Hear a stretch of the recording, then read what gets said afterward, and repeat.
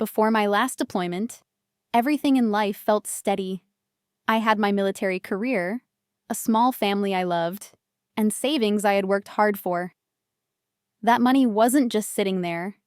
It was meant for my mom's cancer treatments. She was in stage 3, and I wanted to make sure she got every chance to fight it. My brother James had married Amanda a few years earlier, and I didn't know her well, but I trusted her by default. She was family now. What I didn't know was that while I was preparing for war abroad, betrayal waited at home. Leaving for deployment is never easy. You hug your loved ones, put your affairs in order, and hope everything back home stays safe. I flew overseas again, not knowing it would be my most important mission yet, one I didn't even see coming. I thought my biggest concerns would be intelligence reports and combat zones. Instead, my real fight was with someone who smiled in my face while hiding a knife behind her back. Amanda had always acted polite, but something about her never felt fully genuine. Still, I gave her the benefit of the doubt. That was my first mistake. Right before I left, Amanda offered to help organize my home office. "Just so it's all neat when you come back," she'd said sweetly. I thought it was thoughtful. She was trying to be helpful, or so it seemed. I didn't know then that she was using that opportunity to go through my files. She memorized account numbers, copied down passwords, and quietly slipped out without leaving a trace of what she had taken. At the time, I had no idea. I left feeling everything was safe. But Amanda had already started her plan, and the clock was ticking. One afternoon, while stationed at our base overseas, my phone rang. Amanda's name popped up on the screen. I answered casually, but her voice made my stomach twist. "Hey, soldier girl," she said, sounding too cheerful. "Just wanted to thank you for helping me buy the perfect house." My heart dropped. "What are you talking about?" I asked. She laughed.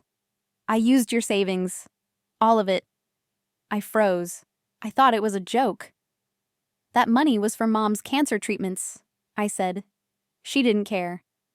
"Well, she looks fine to me," she replied. "Besides, the house has a pool." I tried to keep my voice calm, but inside I was shaking. Amanda acted like she did nothing wrong. "You gave me your details, remember?" she said. "For emergencies. I decided this was one." I never gave her anything. She must have gotten my info while snooping through my things. I warned her the military doesn't play around with financial fraud, especially against a deployed soldier. She wasn't scared. "It's already spent," she said with a smirk I could hear through the phone. "You won't be welcome in my new house anyway." Then she hung up. Just like that. My hands were steady, even though my heart raced.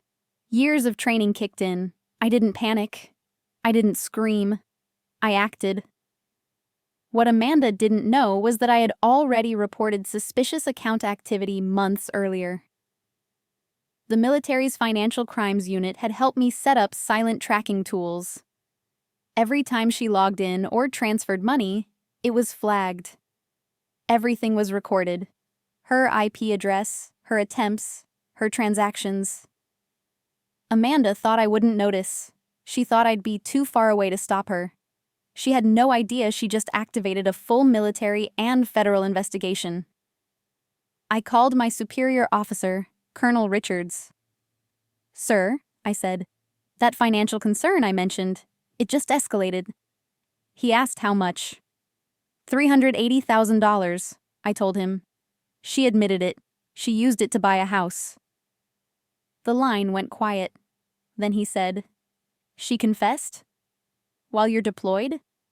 "She thinks she's untouchable because she's my brother's wife," I said. "She doesn't know who she's messing with." He agreed. "I'm initiating the full investigation protocol now." I nodded. Amanda thought this was a game, but she just stepped into a battle far bigger than she expected. This time, she messed with the wrong soldier. I didn't want to involve James, but he needed to know. I wrote him a short message. "James, Amanda took my savings. Military investigators are involved. I'm sorry, but this is serious. I hated sending it. I knew it would tear him apart. He had always seen the best in her. He never knew about her earlier attempts to get into my accounts.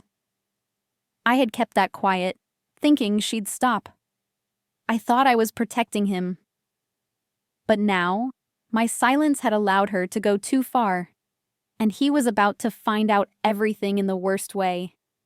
As the investigation went deeper, more of Amanda's lies came to light. She hadn't just emptied my account. She forged emails, posed as me online, and even tried to redirect my military pay.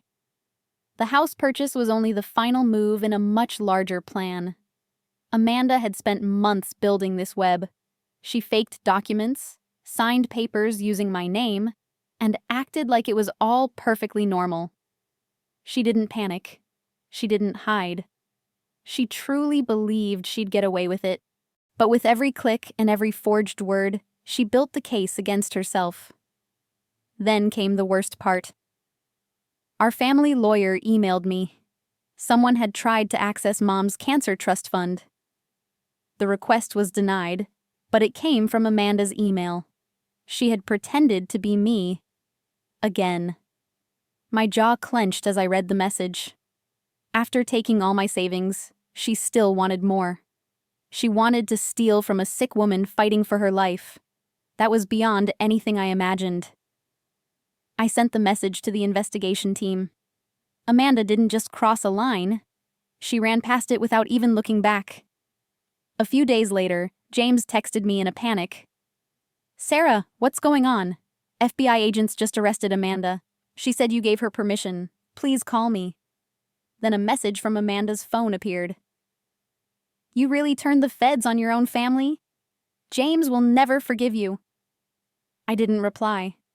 I forwarded her message to the colonel. She still thought this was about family drama. But this was federal crime. She made her choices. And now the law was knocking on her door. No sympathy. No escape. I called James. He sounded broken. "Please tell me this isn't real," he said. "I wish I could," I told him. "Amanda stole the money. She forged my name. She tried to take Mom's medical funds." I sent him the proof, the emails, account logs, phone recordings. He was silent. "She told me you were helping us start a family," he whispered. I swallowed hard. "James, she lied to you too." I could hear the pain in his voice. Amanda didn't just steal money. She shattered trust, broke hearts, and poisoned the family we both tried to protect. James called back the next day. "I'm divorcing her," he said. "I've already started the paperwork. She betrayed everyone." He told me the FBI discovered Amanda had forged my name as co-owner on the house. That actually helped our case. I could claim it in restitution. But I didn't want it. "Sell the house," I said. "Use the money for Mom. I don't need anything from Amanda." James agreed. "She used your name to build her dream. Now it'll help fix what she broke." Amanda's perfect life was crumbling fast, and this time, she couldn't fake her way out of it. 6 months later, I returned home in full uniform to testify. Amanda looked different. No designer clothes, no smirk. She avoided my eyes. The courtroom played the recordings, her bragging about stealing the money, faking emails, and even trying to access Mom's medical account. The jury's faces turned cold. Her own lawyer looked embarrassed. When I spoke, I told the truth. I explained what that money meant, what her lies had done to our family. She didn't just steal dollars, she tried to take away our chance to save Mom's life. The jury didn't take long. Amanda was found guilty on every charge. The judge didn't hold back. "You targeted a soldier serving her country," he said, "and you tried to take money from a cancer patient. This court sentences you to 7 years in federal prison and full restitution." James sat next to me, holding my hand. His divorce was finalized. The house was sold. The money was going where it should have gone all along, to Mom's care.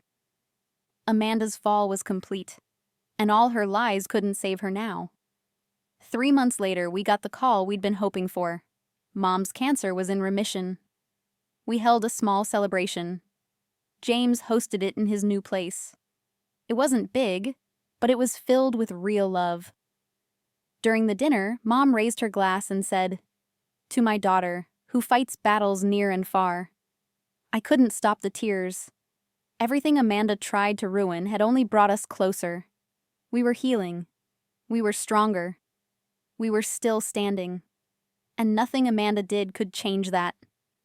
When I returned to base, my fellow soldiers gave quiet nods of respect. My case had made waves. New protections were being added for service members' accounts during deployment because of what happened to me. I was proud, not just of how I fought in uniform, but how I stood up for my family. Amanda tried to break us. Instead, she gave us a reason to fight even harder for each other. My story wasn't just about loss. It was about resilience, justice, and finding strength where you least expect it. One day, I got a letter from Amanda. She said prison had changed her, that she was sorry, that she'd been blinded by wanting more. I read it once and put it away. Some things don't need replies. Her regret came too late. She had already made her choice and the damage was done. I didn't need her apology to move on. My peace came from knowing I stood tall, from knowing I protected the people I loved, from watching justice work, not just for me, but for every service member like me. James found love again, this time with someone who understood service and sacrifice. At his wedding, he asked me to be his best sister. I laughed, hugged him tight, and accepted. Our family had been tested and hurt, but we came out stronger. Real family isn't about who you marry. It's about who stands beside you when everything falls apart. And that's something Amanda never understood. Her betrayal taught us more than her loyalty ever could. Amanda stole money, but she never understood what true wealth was. It's not houses or bank accounts. It's the people who show up, the ones who fight for each other. It's a mother's recovery, a brother's healing, and a soldier's strength. I lost my savings, but I gained something more important: clarity. And I'll carry that lesson for the rest of my life. Because no matter how far I go, or how many battles I fight, I'll always remember: real treasure lives in love, loyalty, and the justice we fight for, both abroad and at home.